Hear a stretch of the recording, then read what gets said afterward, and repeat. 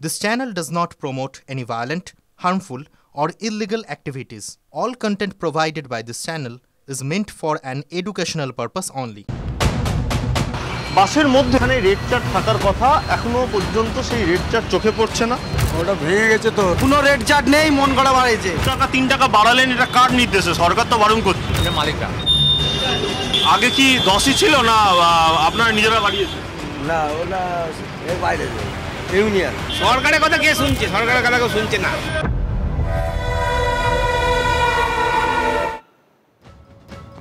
দেখলেন তো, এ তো মগের মুলুক। যেমন খুশি তেমন ভাড়া, যত খুশি তত। বৃহস্পতিবার আমরা দেখিয়েছিলাম রাস্তায় বাস নেই, আর এবার দেখুন যে কটা বাস আছে সেগুলোতে আবার ভাড়ার কোনো ঠিক নেই। সরকার বলছে এক, নেওয়া হচ্ছে আর এক। নির্ফল পথে বেরিয়ে নাভিশ্বাস সাধারণ মানুষের। উপরন্তু বাসের জায়গা নিচ্ছে অ্যাপ ক্যাব। প্রশ্ন উঠছে, বাস বাই অ্যাপ ক্যাব, কোথাও কি সরকারের নিয়ন্ত্রণ নেই?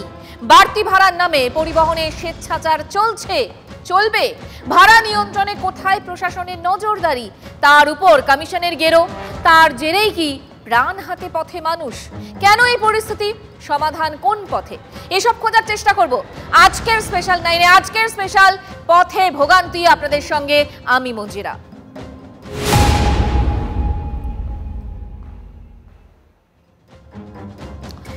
কলকাতা থেকে শহরতলি বাড়তি ভাড়ার অভিযোগ নতুন কিছু একেবারেই নয়।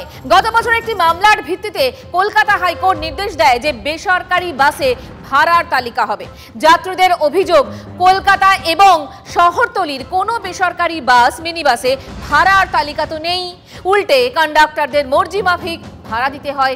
সেই অভিযোগ কতটা বাস্তবিক তা জানতে আমরা পথে নেমেছিলাম। দেখুন, দেখাই আপনাদের। 77 নম্বর রুট, অর্থাৎ মহেশতলা থেকে ধর্মতলা পর্যন্ত এই বাস যায়। যিনি চালক রয়েছেন তাকে জিজ্ঞাসা করি, আচ্ছা দাদা, এই যে আপনি বাস চালাচ্ছেন, মিনিমাম ভাড়া কত নিচ্ছেন? মিনিমাম 10 টাকা। 10 টাকা। আগে কি 10ই ছিল না আপনারা নিজেরা বাড়িয়েছেন? না, ওটা এর বাইরে ইউনিয়ন। টাকা 3 টাকা বাড়ালেন, এটা কার নির্দেশে? সরকার তো বারণ করছে। আমি বলতে পারবো না। মালিকরা বাইরে।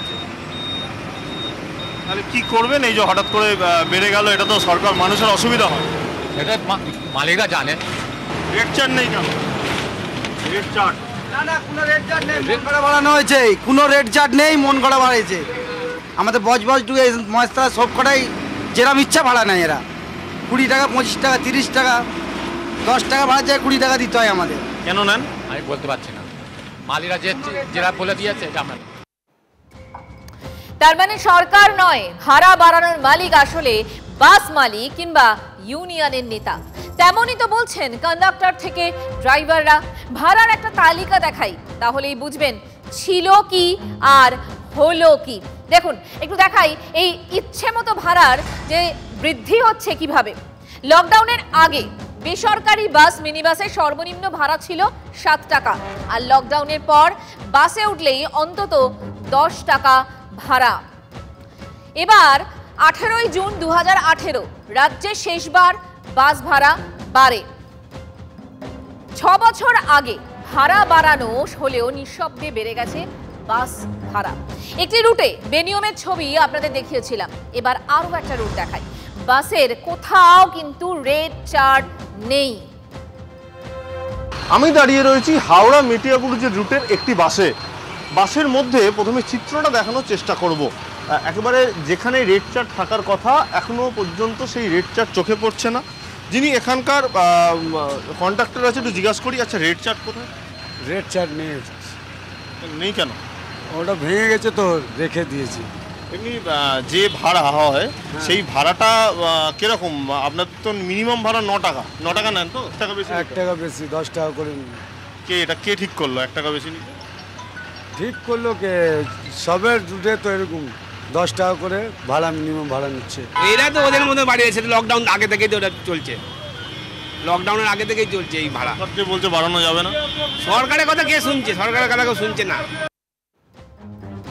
বাস চালক থেকে কন্ডাক্টর সবাই মানছেন যে সরকার ভাড়া না বাড়ালেও বেসরকারি বাস মালিকদের সংগঠন ইচ্ছে মতো ভাড়া বাড়িয়েছে, মানে সরকারের কথা শুনছে কে? যাত্রীরা বলছেন উঠলেই দিতে হয় 10 টাকা, অথচ কোথাও কোনো চার্ট দেখাতে পারছেন না বাস কর্মীরা। জায়গা নেই কেউ, 12, 14, 16, 18 পর্যন্ত ট্রেনে দিয়েছে।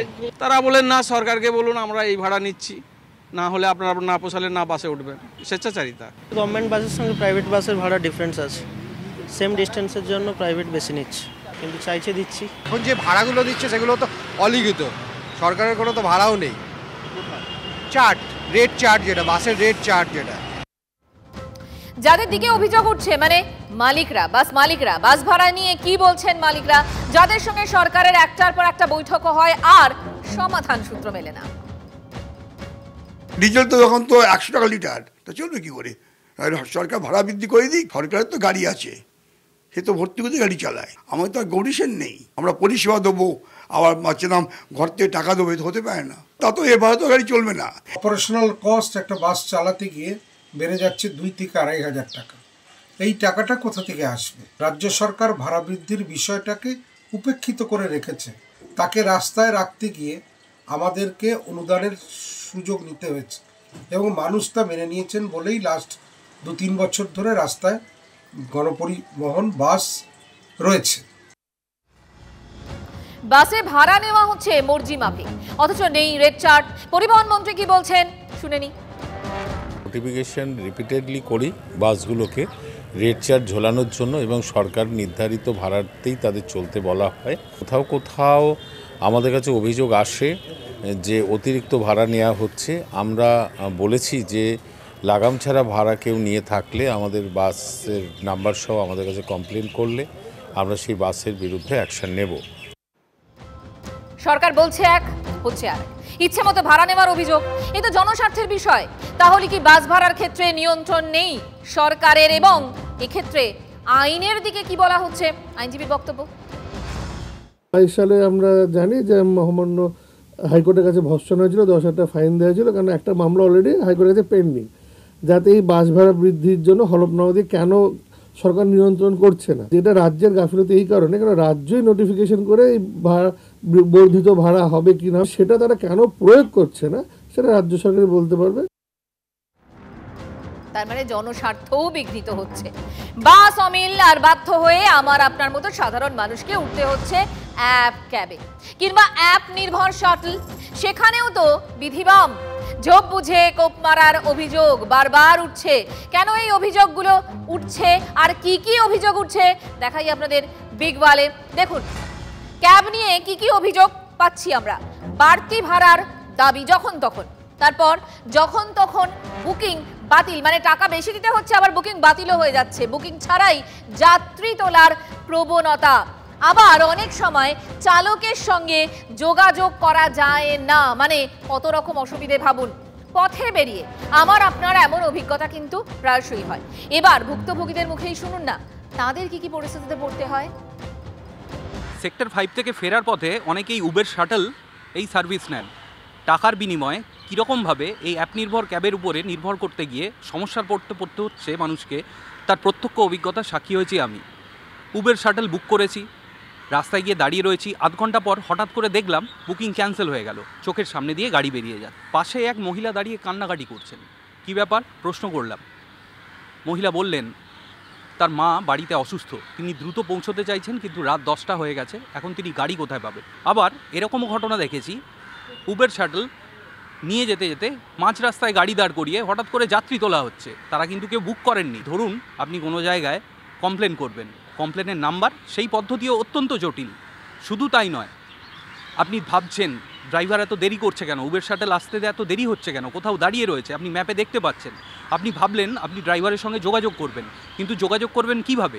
দেখা যাচ্ছে অধিকাংশ ড্রাইভার তাদের মোবাইলের নাম্বারটি নিষ্ক্রিয় করে রেখেছেন, ফলে ডাইরেক্ট আপনি তাকে কলও করতে পারবেন না। ফলে ওভারঅল এই সেক্টর 5-এ যারা চাকরি করেন তারা উবের শাটল সার্ভিস নিয়ে অত্যন্ত রুষ্ট, এবং একাধিক ক্ষেত্রে এরকম অভিযোগের কথা আমরা শুনতে পেয়েছি। আমি সকালেও বুক করেছি, তখনও বেশি চেয়েছে, কখনো রাতে বুক করেছি তখনও বেশি, কোনো পার্টিকুলার টাইম। আগে নিত মোটামুটি 60-70 এরকম, এখন সেটা কখনো কখনো 100-150-র কাছাকাছিও হয়। ডিপেন্ড করে, 10-20% তো বেড়েই যায়। ক্যান্সেল করলে আবার এক্সট্রা চার্জ নিয়ে নেয়। সল্টলেক সেক্টর 5 তথ্য প্রযুক্তি তালুক কয়েকশো অফিস, হাজার হাজার কর্মী, আইটি হাব, যাতায়াতে ক্যাব, শাটলের উপর ভরসা করেন যাত্রীদের একটা বড় অংশ। তাদের অভিযোগ কম নয়। প্রচুর যাত্রী এই অ্যাপ চালিত শাটেলে চলাফেরা করেন। তবে এই অ্যাপ চালিত শাটেলের বিরুদ্ধে উঠেছে একগুচ্ছ অভিযোগ। যেরকম অভিযোগ উঠছে যে রাত বাড়লে অতিরিক্ত ভাড়া চাওয়ার জুলুম করা হয়। এমনকি এই অভিযোগও উঠছে যে সামনে দিয়ে গাড়ি চলে যাচ্ছে, কিন্তু সেই প্যাসেঞ্জারের জন্য সেই গাড়ি দাঁড়াচ্ছে না। এমনকি বলা হচ্ছে যে নির্দিষ্ট ভাড়া যা আছে তার থেকে অনেক বেশি ভাড়া চাওয়া হচ্ছে। যদিও এই সমস্ত দাবি দাওয়া বা এই সমস্ত অভিযোগগুলোকে খারিজ করে দিচ্ছেন সেই অ্যাপ চালিত শাটেলের চালকরা। অ্যামাজন, ফ্লিপকার্ট এতে অফার থাকলে একটা ডিসকাউন্ট দেখায়, ভাউচার কুপন যাকে বলে। অনেকের কুপন থাকে না, ওরা ওই অফারের লোভ করে অ্যাপ থেকে বুকটা করে ফেলে, কিন্তু পরে দেখাচ্ছে যে ভাড়াটা বেশি। তার তো ভাউচার কার্ডটা তো নেই, তো ভাড়া অটোমেটিক তার বাড়বে। তার মানে অ্যাপ চালকরা স্বীকার করলেন যে তারা মাঝে মধ্যে বুকিং বাতিল করেন, তার জন্য নানা যুক্তিও সাজানো রয়েছে তাদের। ক্যান্সেল বেশি করি না, কম করি। করতে হয় সব দিন ক্যান্সেল করে কারণটা এই হয় কি রাস্তাটা জাম আছে, তারপরে ফোনটা তুলছে না। রাতের দিকে কোনো সময় এমন এমন স্পটও আমরা বুকিং পাই না, সেই উদ্দেশ্যে মানে রিটার্ন কোনো ভাড়া হয় না, আপ ডাউন মানে হিসেব হয় না। ওটা ধরুন 200 টাকার ভাড়া 250 টাকা চাওয়া হলো, এইরকম। 1 কিলোমিটার যাওয়া আসা করতে করতে আমার 86 টাকা চলে গেল। হয়তো তো আমরা ধরুন 40 টাকা থাকবে তেল পুড়িয়ে সব কিছু করে, এইগুলো ক্যান্সেল করতে হয় বেশি। তবে শুধু বাস বা এক ক্যাব নয়, ট্যাক্সিও তো কমে গেছে। তাদের বিরুদ্ধেও তো যাত্রী ফেরানোর অভিযোগ কম নয়। এই নিয়ে কি বলছে সংগঠনের, মানে দুই সংগঠনের কর্তারা? গাড়ি পৌঁছে যাওয়ার পরে যাত্রীরা গাড়ি ক্যান্সেল করে দেন বিভিন্ন কারণে, এবং কখনো কখনো ড্রাইভাররাও বুকিং পাওয়ার পরে ক্যান্সেল করে দেয়, অ্যাকসেপ্ট করার পরেও ক্যান্সেল করে দেয়। এটা কখনোই আমরা সাপোর্ট করি না। এটা ড্রাইভারদেরকে বোঝানো দরকার, এবং এটা নিয়ে কড়া পদক্ষেপ নিলে আমরা সেখানে অলওয়েজ সরকারের সাথে আছি। আলটিমেটলি তো তিনি ব্যবসা পাচ্ছেন, তিনি রাস্তায় গাড়ি নামাচ্ছেন কারণ তিনি সেই যাত্রী পরিষেবাটা দেবেন বলে। তাহলে যাব না কেন? যারা ট্যাক্সি চালাচ্ছেন, এখনও পর্যন্ত ট্যাক্সি ট্রেডে আছেন, তারা এই যাত্রী সাথী অ্যাপটাকে আপনারা গ্রহণ করুন এবং এটাকে নিয়েই চালান। কতটা কমিশন কোম্পানিগুলো নেবে, কতটা কমিশন, কতটা ভাগ ড্রাইভারের প্রাপ্য, সেইটা নির্দিষ্ট কোনো আমাদের কাছে গাইডলাইন নেই। যে গাইডলাইনটা আছে সেটাকে খাড়া করে এই এগ্রিগেটর কোম্পানিগুলো ডিমান্ড সাপ্লাই তার উপর নিজেদের ইচ্ছা মতো অ্যালগরিদম ঠিক করে, এবং ভাড়ার কোনো পুনর্বিন্যাস আমরা বুঝতে পারি না, প্যাসেঞ্জার হিসেবে আপনারা বুঝতে পারেন না। তার জন্য সরকার নির্ধারণ করে দিক যে আমার পার কিলোমিটার অ্যাপ ক্যাবে এত টাকা ভাড়া, তাহলে তো সমস্যা মিটে যায়। সেই সমস্যাটা মেটার জন্য ফেয়ার চার্জ দরকার। সেই ফেয়ার চার্জ আমাদের দুর্ভাগ্যবশত আমাদের নেই। আর ক্যাবের রমরমাই শব্দটা আসছে কী করে? ক্যাবে তো মানুষ চাপে। শুধু কি বাস চলবে? ক্যাবও তো চলবে, অটোতেও তো মানুষ চলে, গ্রামগঞ্জে টোটোতেও মানুষ চলে। মানুষ চলছে কিনা এটা তো ফ্যাক্টর। গাইডলাইন নিয়ে যখন প্রশ্ন হলো তখন কিন্তু মন্ত্রীর কাছ থেকে সদুত্তর আমরা পেলাম না, এবং নির্দিষ্ট যে গাইডলাইন নেই সেটাও সামনে এলো। বাস নেই, ক্যাবের দৌরাত্ম্য, পাশাপাশি আরও একটা ঘটনা প্রায় রোজই ঘটছে, তা হলো বাসের রেষারেষি এবং বেঘোরে পরপর মৃত্যু। আর রেষারেষির জেরে দুর্ঘটনার পিছনে উঠে আসছে কমিশনের তত্ত্ব। এক নজরে এবার দেখে নি কমিশন পদ্ধতি কিভাবে চলছে এ রাজ্যে। দেখাই আপনাদের, দেখুন কমিশনে কার কত ভাগ রয়েছে সেটা যদি বোঝার চেষ্টা করি। দুদরজা থাকাকালীন একটা সময় কি হতো, চালক 12% আর প্রথম কন্ডাক্টর দ্বিতীয় কন্ডাক্টর 6% করে তারা টাকা পেতেন। এবার দুদরজা থাকাকালীন এই ব্যবস্থা ছিল, এরপর হলো এক দরজা, দুদরজা বন্ধ হয়ে গেল, তখন চালক 15% আর কন্ডাক্টর 9% এই কমিশন পাবে, এই টাকা পাবে, এমনটাই সিদ্ধান্ত হলো। বৃহস্পতিবার বাস মালিকদের সঙ্গে একটা বৈঠক হয়। বৈঠকে কমিশনের প্রথা তুলে দেওয়ার কথা আরও একবার কিন্তু বলে রাজ্য সরকার। কমিশন সিস্টেম থাকবে না, আমার স্ট্যান্ডার্ড অপারেটিং সিস্টেম যে মানবে না তার পারমিট ক্যান্সেল হবে। সেই রুটে ট্রাফিক মনিটরিং সিস্টেম আরেকটা থাকবে, যে সেই রুটে কোন সময় কত ট্রাফিক দরকার আছে, সেই বেসিসে 15 মিনিট অন্তর, 10 মিনিট অন্তর, আধ ঘন্টা অন্তর কত বাস ছাড়তে হবে, সেই অনুযায়ী বাসগুলো যাবে। ট্রান্সপোর্ট মনিটরিং সিস্টেমে একটা জিপিএস সিস্টেম করে দিলে বাসের মুভমেন্ট কি হচ্ছে দেখা। আসলে এই যে বাস চালক এবং কন্ডাক্টর, এদের কোনো নির্দিষ্ট বেতন নেই, এদের কমিশনেই চলে, কিন্তু বাস মালিকদের সংগঠন কমিশন তোলার প্রবল বিরোধী। কমিশন পত্র নতুন করে 2 বছর, 4 বছর, 10 বছর নেই, দীর্ঘ পরম্পরা হয়ে চলে আসছে।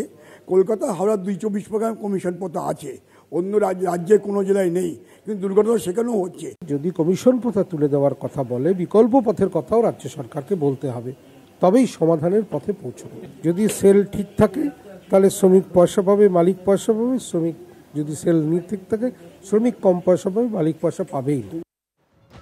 দেখুন, দোষ ঠেলাঠেলি, রাজনৈতিক তরজা সবই রয়েছে। বিরোধীদের অভিযোগ কমিশন তুলে দেওয়া হোক বা রাস্তায় বাস ফেরা, সরকারের এমন প্রতিশ্রুতি তো দীর্ঘদিনের। কার্যত সরকারের নিয়ন্ত্রণ না থাকায় পরিবহন ক্ষেত্রে সংকটের মুখে পড়তে হচ্ছে। পরিবহনের রোগ যতদিন না সারবে ততদিন আমরা এভাবে বলে যাব, বলবই। কেন অফিস যাওয়া বা কাজের জন্য বেরিয়ে অনিশ্চয়তায় থাকতে হবে যাত্রীদের? আসলে কেন এই প্রশ্নগুলো উঠতে হচ্ছে বা তুলতে হচ্ছে, তার কারণ এই যে এতগুলো সমস্যা, সেই সমস্যাগুলো সব থেকে বেশি ভোগান্তিতে পড়তে হচ্ছে আপনাকে, আমাকে। তাই আমরা প্রশ্ন করবই। টিভি 9 স্পেশাল আজকের মতো এ পর্যন্তই, দেখা হবে আগামীকাল। সঙ্গে থাকুন।